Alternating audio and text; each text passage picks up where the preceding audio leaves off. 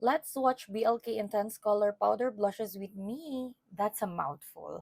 So these are actually available in 10 shades, but I only got 3 kasi yun lang yung afford ng budget. This is a primer-infused formulation. So sabi nila talagang hindi ma-emphasize yung pores natin or skin texture, kaya i-try na natin siya. So this is in the shade Jam. This is in the shade Taffy. This is Truffle.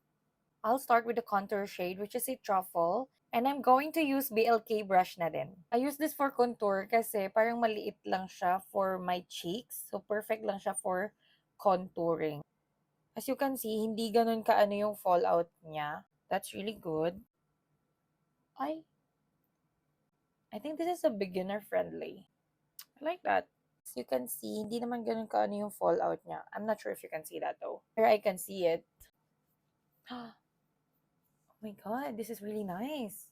Hi, this is a really nice contour shade. I like this one. I like this. So for the blush, I'll use Jam on this side and Taffy on this side. I'll start with Taffy. Medyo natatakot ako for this one. Ba't ganun? Let me just... Ay, okay. No! God, please, no! No! Medyo natakot lang ako ah. Oh no. Tama na pala yun. Ay. So, nabura ko na ang ating mistakes. Kaya let's try it again. This is in the shade Taffy. Like, literally, little goes a long way. Okay, wow. Ay, ang ganda niya. Wow, this is really pigmented. It's really pretty. It's really pretty. I can't deny that.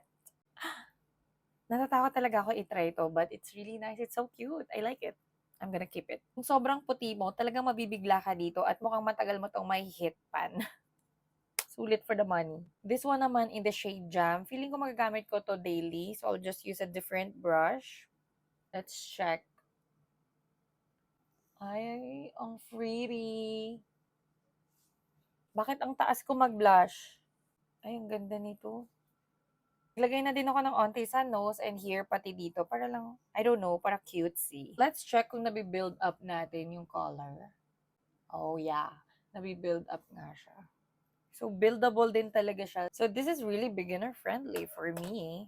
So, with the packaging, I 100% love it. It's very aesthetic. It's very compact. Okay din talaga siya for touch-up since nilagyan nila ng mirror. Plus, what's nice about this pa is magnetic siya, as you can hear. What I'm worried lang is most of the